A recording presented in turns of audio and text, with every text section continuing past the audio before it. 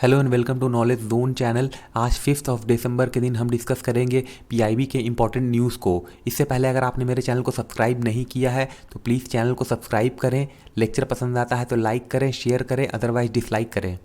चलिए discussion start करते हैं। पहली न्यूज़ है निसर्ग ग्राम के बारे में। देखिए, मिनिस्ट्री ऑफ आयुष ने अभी डेवलप किया है निसर्ग ग्राम कैंपस को पुणे में, जिसको कि 21st सेंचुरी का एबोर्ड कहा जा रहा है न्यूरोपैथी की फील्ड में। अब जान लेते हैं निसर्ग ग्राम के बारे में। देखिए, यहाँ पर अपील किया गया कि रिकलेक्शन की जाए महात्मा गांधी के जो फेमस नेचर क्योर कैंपेन, जो कि 1946 में निसर्ग उपचार आश्रम उरुली कंचन विलेज, जो कि पुणे के नज़दीक है, उसको यहाँ पर रिकलेक्ट करने की बात कही गई है। तो यहाँ पर जो न्यू अपकमिंग कैंपस है of national Institute of neuropathy Pune में, तो इसको अब निसर्ग ग्राम के नाम से कॉल किया जाएगा।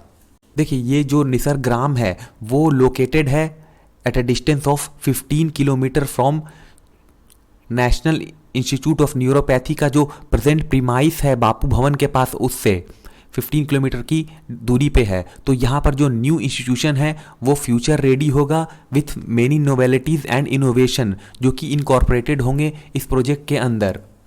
अब कुछ इंपॉर्टेंट इन्फॉर्मेशन है उसको जान लेते हैं। देखिए, जो national Institute of neuropathy Pune है वो एक ऑटोनोमस बॉडी है जो कि मिनिस्ट्री ऑफ आयुष के अंदर आती है। तो यहाँ पर जो इंस्टीट्यूशन है इसको नाम दिया गया है All India Nature Cure Foundation का, और इसको सेटअप किया गया था under Gandhi ji leadership in 1945, जो कि सेम प्रीमाइसेस है जहाँ पर नेशनल इंस्टीट्यूट ऑफ न्यूरोपैथी अभी प्रेजेंटली फंक्शन करती है। इसके अलावा इसको सब्सिक्वेंटली टेक ओवर किया गया है सेंट्रल गवर्नमेंट के द्वारा, और इसको स्ट्रक्चर किया गया है जो present national Institute of neuropathy है वहाँ पर। अगली न्यूज़ है एफसी कोहली जी के बारे में। यहाँ पर प्राइम मिनिस्टर नरेंद्र मोदी जी ने अपना शोक व्यक्त किया है श्री एफसी कोहली जी के निधन पे।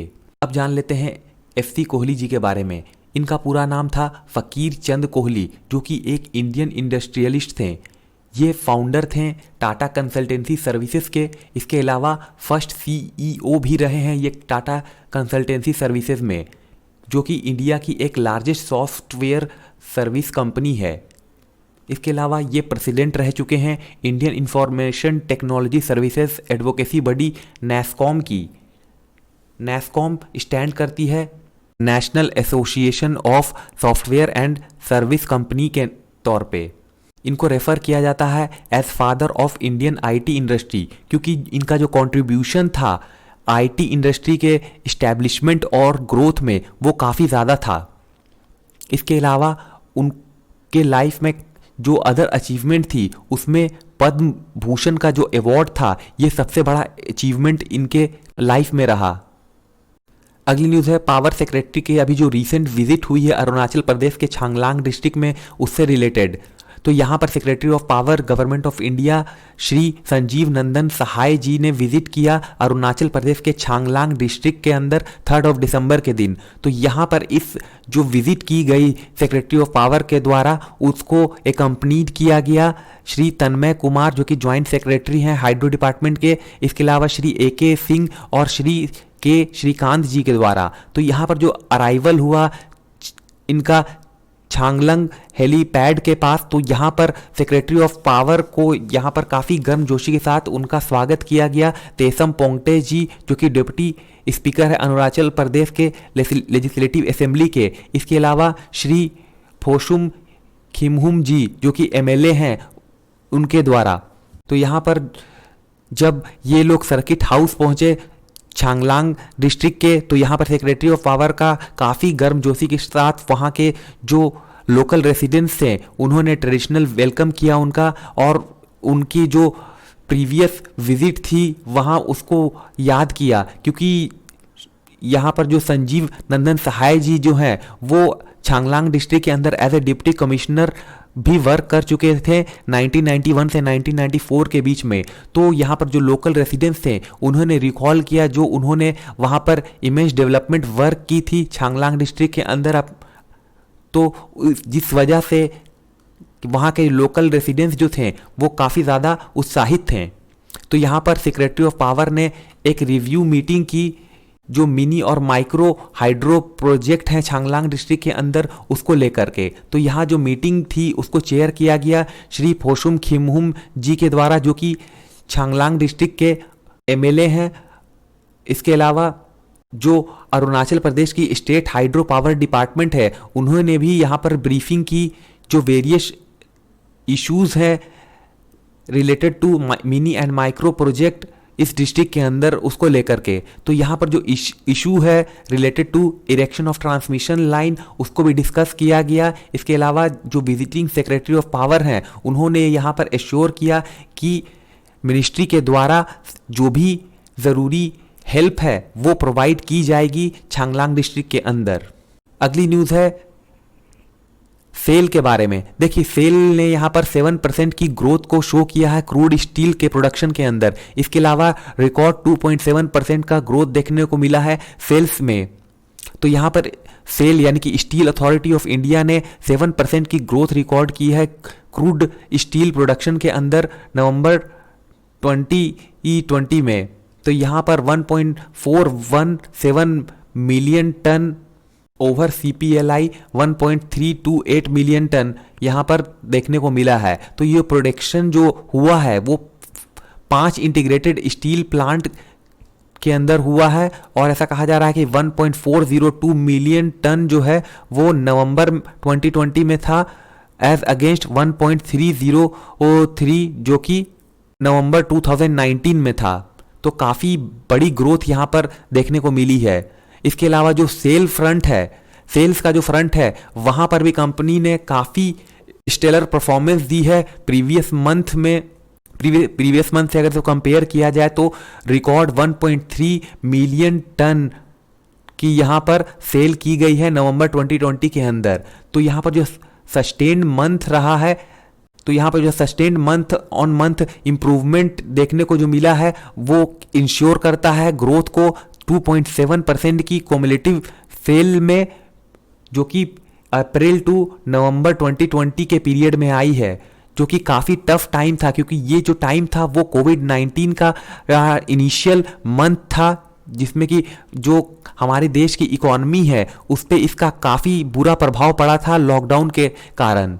तो यहाँ पर जो परफॉर्मेंस आई है उस पे श्री अनिल कुमार चौधरी, जो कि चेयरमैन है सेल के, उन्होंने कहा है कि ये परफॉर्मेंस जो आई है नवंबर 2020 के अंदर, ये परफॉर्मेंस जो देखी है वो ऐसा नहीं है कि ये सिर्फ अभी की परफॉर्मेंस है। ये जो प्री कोविड जो टाइम था उसमें जो स्टेप्स लिए गए थे सेल्स के द्वारा, तो ये उसी का रिजल्ट है, जिसके वजह से मार्केट में इस तरह की बायोंसी देखने को मिली है। सेल ने यहाँ पर नंबर ऑफ इनिशिएटिव लिए थे ताकि जो सेल है डोमेस्टिक लेवल पे और एक्सपोर्ट मार्केट में उसको इंक्रीज की जाए, तो उसके लिए काफ़ी इफेक्टिव स्टेप उनके द्वारा लिए गए थे, जिसके वजह से कंपनी यहाँ पर इन्वेंट्री लेवल पर जो बैलेंस शीट है उसको एक्सटेंड करने में कामयाब रही है। इसके अलावा उन्होंने कहा कि कंपनी काफ़ी कॉन्फिडेंट है कि वो फर्दर इस ग्रोथ को, जो इनको पोजीशन अभी है, उसको कंसोलिडेट करेगी और टाइम टू टाइम इस पे काम करती रहेगी। अगली न्यूज़ है लाइव स्टोरेज स्टेटस के बारे में। 128 रिजर्वॉयर जो है कंट्री में, उसकी अगली न्यूज़ है कंट्री के 128 रिजर्वॉयर के लाइव स्टोरेज स्टेटस के बारे में। सेंट्रल वाटर कमीशन जो कि मॉनिटरिंग कर रही है live storage status of 128 reservoir of country. तो ये जो मॉनिटरिंग है वो वीकली बेसिस पे की जा रही है, जहां पर 44 रिजर्वॉयर ऐसे हैं जिनमें की हाइड्रो पावर की बेनिफिट है with installed capacity of more than 60 megawatt. तो यहाँ पर जो टोटल लाइव स्टोरेज कैपेसिटी है इन रिजर्वॉयर्स की वो 172.132 बिलियन क्यूबिक मीटर है, जो कि अबाउट 66.7% है live storage capacity of 257.812 billion cubic metre के, जिसको कि एस्टिमेट किया गया था ये क्रिएट किया जाएगा कंट्री के अंदर। तो यहाँ पर as per reservoir storage report जो कि 3 दिसंबर 2020 को दी गई थी, इसमें लाइव स्टोरेज अवेलेबल जो है इन रिजर्वॉयर के लिए वो 136.866 बिलियन क्यूबिक मीटर है, जो कि 80% है total live storage capacity of these reservoir. जबकि लास्ट ईयर जो लाइव स्टोरेज अवेलेबिलिटी थी इन रिजर्वायर्स की वो कॉरस्पॉन्डिंग पीरियड के लिए 146.02 बिलियन क्यूबिक मीटर थी, और जो एवरेज थी लास्ट 10 ईयर की लाइव स्टोरेज कैपेसिटी वो 114.439 बिलियन क्यूबिक मीटर थी।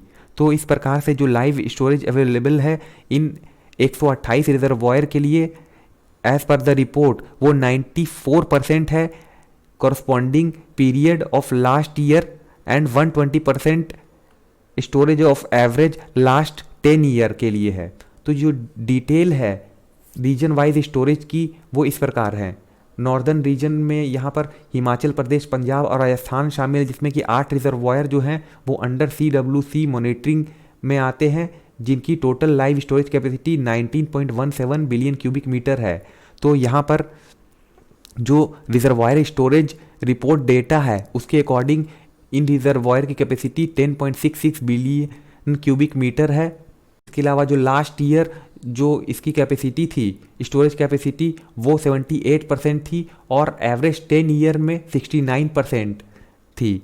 इसके अलावा ईस्टर्न रीजन, जिसमें झारखंड, उड़ीसा, वेस्ट बंगाल, त्रिपुरा और नागालैंड शामिल हैं, इसके अंदर 19 रिजर्वायर थे जो कि CWC के मॉनिटरिंग में थे, जिनकी टोटल कैपेसिटी जो है वो 19.65 बिलियन क्यूबिक मीटर बताई गई है। तो यहाँ पर जो रिजर्वायर स्टोरेज रिपोर्ट है उसके अकॉर्डिंग जो लाइव स्टोरेज अवेलेबल है इस रिजर्वायर में वो 13.90 बिलियन क्यूबिक मीटर है, जो कि 71% है टोटल स्टोरेज कैपेसिटी की।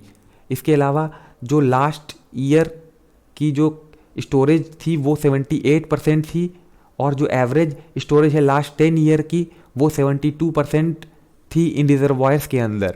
इसी प्रकार वेस्टर्न रीजन, जिसमें कि गुजरात और महाराष्ट्र शामिल हैं, इसमें 42 रिजर्वायर थे जो CWC मॉनिटरी के अंदर आते थे, जिनकी total capacity 35.24 billion cubic metre थी। तो यहाँ पर रिपोर्ट के अकॉर्डिंग टोटल लाइव स्टोरेज जो अवेलेबल है इन रिजर्वायर में वो 31.39 बिलियन क्यूबिक मीटर थी, जो कि 89% थी टोटल लाइव स्टोरेज कैपेसिटी की, और 94% थी लास्ट ईयर।